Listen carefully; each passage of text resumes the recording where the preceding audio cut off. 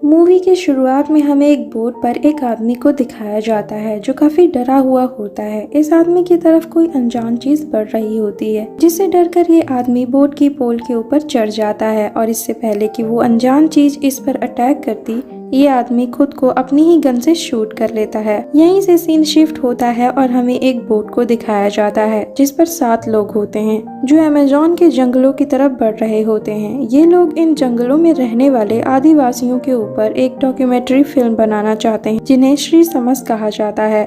अब जब ये लोग जंगलों में आगे बढ़ रहे होते हैं तभी यहाँ बहुत तेज बारिश शुरू हो जाती है और तभी ये देखते हैं कि वहाँ पर एक आदमी इन्हें मदद के लिए बुला रहा होता है। वो आदमी इनसे कहता है कि उसकी बोट झाड़ियों के बीच फंस चुकी है, इसलिए ये सभी उस आदमी को अपनी बोट पर ले आते हैं। इस आदमी का नाम पॉल होता है। ये सब पॉल को बताते हैं कि ये सभी जंगलों के अंदर जा रहे हैं तो उसे किसी और बोट का इंतजार करना चाहिए। तब पॉल इन्हें बताता है कि वो अंदर रहने वाले कुछ गांव वालों को जानता है जिन्हें बुलाकर वो अपनी बोट को रिपेयर करवा लेगा। अब ये सब आगे बढ़ते हैं। बारिश बंद होने के बाद पॉल इन्हें बताता है कि पहले वो एक चर्च में प्रीस्ट था, पर अब वो इन घने जंगलों में जू के लिए और दूसरे लोगों के लिए जंगली जानवरों को पकड़ता है। यहाँ पर डॉक्टर स्टीवन को दिखाया जाता है जो पॉल को बताते हैं कि ये सब यहाँ पर रहने वाले आदिवासी लोग जिन्हें श्री समस कहा जाता है उन पर एक डॉक्यूमेंट्री फिल्म बनाने के लिए आए हैं।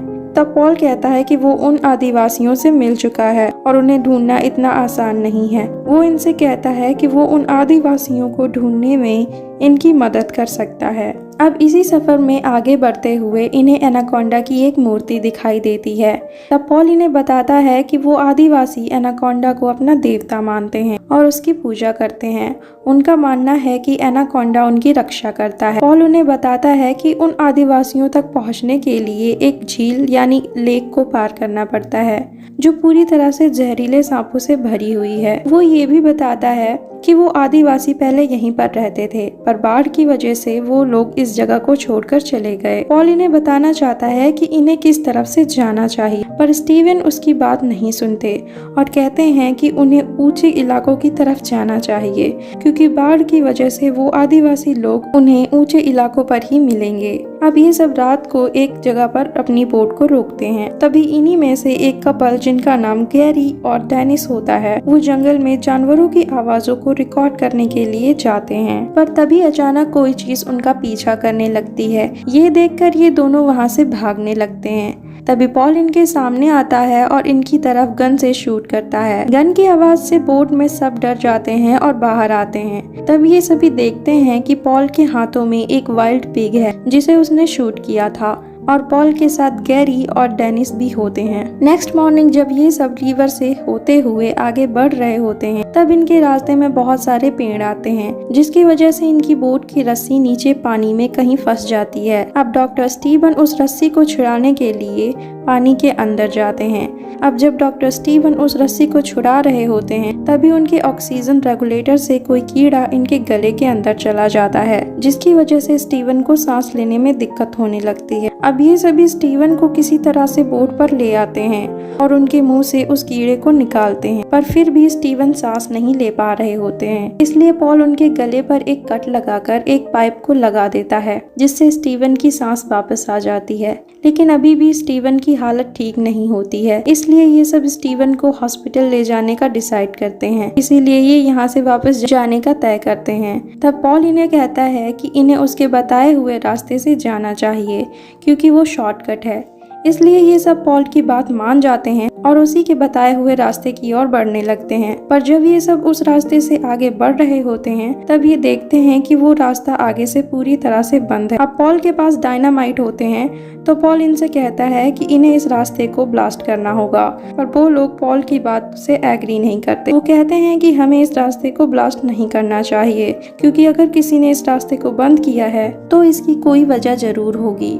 तब पॉल इनसे कहता है कि अगर ये लोग वापस दूसरे रास्ते से जाएंगे तो इन्हें 2 दिन और ज्यादा लगेंगे। इसलिए ये सब पॉल की बात मान लेते हैं और उस रास्ते को ब्लास्ट कर देते हैं। ब्लास्ट होते ही चारों तरफ सांप बिखर जाते हैं। साथ ही इनकी बोट में जो पेट्रोल के टैंक्स होते हैं वो भी पानी में गिर जाते हैं। अब ये सब यहाँ से आगे बढ़ते हैं। आगे चलकर इन्हें एक दूसरी खराब बोट दिखाई देती है। तब पॉल कहता है कि वो उस बोट से पेट्रोल ला सकते हैं। अब पॉल के साथ डैनी और मैट्रियो जो बोट का ड्राइवर होता है वो दोनों भी जाते हैं।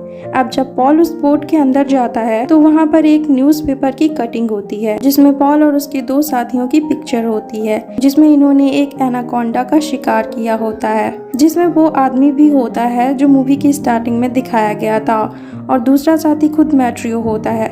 यानी पॉल और मैट्रियो पहले से ही एक दूसरे को जानते थे और ये जानबूझकर इन लोगों को यहाँ पर लेकर आए होते हैं। इस बोट के अंदर एक बहुत बड़ा बॉक्स होता है जिसके अंदर बहुत खतरनाक हथियार होते हैं। अब पॉल उस बॉक्स को लेकर डैनी के साथ उस बोट से निकल जाता है पर मैट्रियो पीछे रह जाता है।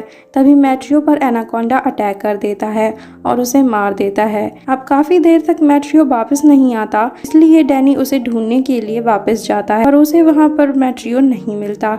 अब डैनी वापस अपनी बोट पर आ जाता। तब पॉल इन सबको एक बड़े सांप की केचली दिखाता है और कहता है कि इसी तरह के किसी बड़े सांप ने मैट्रियो को खा लिया होगा, क्योंकि यहाँ पर इस तरह के बहुत बड़े बड़े सांप हैं जो इंसानों को बहुत बेरहमी से मार देते हैं। तो इन लोगों को यहाँ से जल्द निकलना होगा।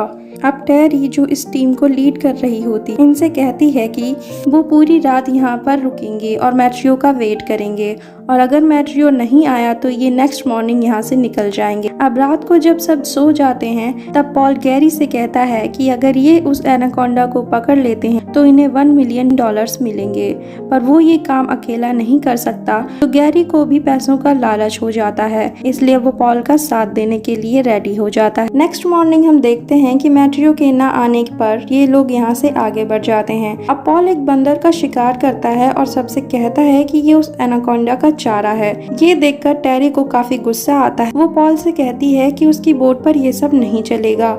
तब गैरी सबसे कहता कि इन सब का एक साथी जख्मी है, इसलिए ये जो डॉक्यूमेंट्री फिल्म बनाने के लिए यहाँ पर आए थे वो अब नहीं बना सकते, तो क्यों ना ये सब पॉल की एनाकोंडा को पकड़ने में हेल्प करें, ताकि जब वो उस एनाकोंडा को पकड़े तो ये उसे रिकॉर्ड कर सकें। अब ये रात को उस बंदर को एनाकोंडा के चारे की तरह इस्तेमाल करते हैं। ये उसे पानी में डालकर एनाकोंडा के आने का वेट करते हैं। अब एनाकोंडा के जाल में फंस भी जाता है पर वो बहुत जल्दी खुद को छुड़ा लेता है। अब एनाकोंडा इनकी बोट पर आ जाता है और टेरी पर अटैक करने ही वाला होता है। तभी पॉल उसे बेहोशी का इंजेक्शन लगा देता है, लेकिन एनाकोंडा बेहोश नहीं होता। अब इसी हलचल में डेनिस पानी में गिर जाती है। तब गैरी उसे बचाने के लिए पानी में कूद जाता है। अब डेनिस तो पानी से ऊपर निकल आती है, पर जब गैरी ऊपर आ रहा होता है तभी एनाकोंडा उस पर अटैक कर देता है और उसे अपने साथ ले जाता है। अब पॉल इन सबको गन पॉइंट पर लेकर कहता है कि अब इस बोट पर वही होगा जो वो चाहेगा। अब रात में टेरी पॉल के पास आती है और उसे सिड्यूस करने लगती है। तभी इनका साथी पीछे से पॉल पर अटैक कर देता है और उसे बेहोश कर देता है। अब नेक्स्ट मॉर्निंग टेरी पॉल को वही न्यूज़पेपर की कटिंग को दिखाती है जिसमें पॉल और उसके साथियों की पिक्चर होती है। अब इन्हें पता चल जाता है कि पॉल ने इन लोगों को यहाँ पर फंसाया है। अब ये सब आगे बढ़ने लगते हैं। तभी इनकी बोट मिट्टी में फंस जाती है, तो टेरी और डैनी और उसका साथी एक रस्सी को पेड़ से बांधने जाते हैं ताकि वो उस रस्सी से बोट को खींचकर मिट्टी से निकाल सकें। दूसरी तरफ डेनिस पॉल के पास एक नाइफ लेकर जाती ताकि वो पॉल को मारकर गैरी का बदला ले सके, पर पॉल उसे अपने पैरों से फंसाकर मार देता है और उसकी बॉडी को पानी में फेंक देता है। अब पॉल के हाथ में नाइफ आ चुका था। अब दूसरी तरफ टेरी को पता चल जाता है कि एनाकोंडा इनकी तरफ आ रहा है। अब ये सब जल्दी से यहाँ से भागते हैं। अब टेरी और डैनी तो बोट पर आ जाते हैं, पर उनका तीसरा साथी पानी में ही रह जाता है। वो एनाकोंडा से बचने के लिए चट्टानों में छुप जाता है। वहीं पॉल अब उसी नाइफ से अपनी रस्सी को खोल लेता है और डैनी पर अटैक कर देता है, और दूसरी तरफ एनाकोंडा इनके तीसरे आदमी पर अटैक कर देता है और उसे मार देता है। अब एनाकोंडा जिस पेड़ पर लटका होता है वो पेड़ अब टूटकर इनकी बोट पर गिर जाता है, जिससे टेरी और डैनी फिर से पानी में गिर जाते हैं। अब टेरी तो बोट पर आ जाती है, पर डैनी को वो एनाकोंडा पकड़ लेता है। तब टेरी उस एनाकोंडा को गन से शूट कर देती है, जिसकी वजह से वो एनाकोंडा मारा जाता है। अब टेरी पर पॉल अटैक कर देता है। तभी स्टीवन पीछे से आकर पॉल को बेहोशी का इंजेक्शन लगा देता है, जिसके बाद पॉल पानी में गिर जाता है और वो इंजेक्शन पॉल की बॉडी से निकल जाता है। अब ये अपनी बोट को निकालकर आगे बढ़ते हैं, जहाँ आगे इन्हें एक पुरानी बिल्डिंग दिखाई देती है। अब ये उस बिल्डिंग के अंदर जाते हैं जहाँ इन्हें पेट्रोल के बहुत सारे टैंक्स मिलते हैं। तभी अचानक पॉल इन पर पीछे से अटैक कर देता है और इन्हें बेहोश कर देता है। और जब इन्हें होश आता है तो ये खुद को बंधा हुआ पाते हैं और पॉल इन पर ब्लड फेंक रहा होता है ताकि एनाकोंडा ब्लड को स्मेल करके इनके पास आए और वो उसे पकड़ ले। और होता भी ऐसा ही है। कुछ देर बाद एनाकोंडा इनके पास आता है।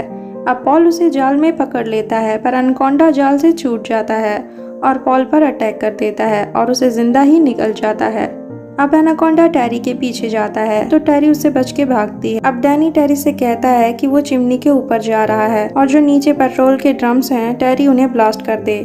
पर टेरी उससे कहती है कि वो जख्मी है, इसलिए टेरी चिमनी के ऊपर जाएगी। अब टेरी ऊपर चढ़ने लगती है और वो एनाकोंडा उसका पीछा करने लगता है। तब डैनी उसकी पूंछ पर कुदाल से अटैक कर देता है, जिससे वो एनाकोंडा वहीं पर अटक जाता है। अब डैनी उन सभी पेट्रोल के ड्रम्स को गिरा देता है और उनमें आग लगा देता है। वहीं दूसरी तरफ टेरी भी पानी में कूद जाती है। अब चिमनी में एक ब्लास्ट होता है जिससे एनाकोंडा पूरी तरह से जल जाता है, पर वो अभी भी पानी में टेरी का पीछा कर रहा होता है। पर डैनी टेरी को ऊपर खींच लेता है और वो एनाकोंडा पानी में ही चला जाता है।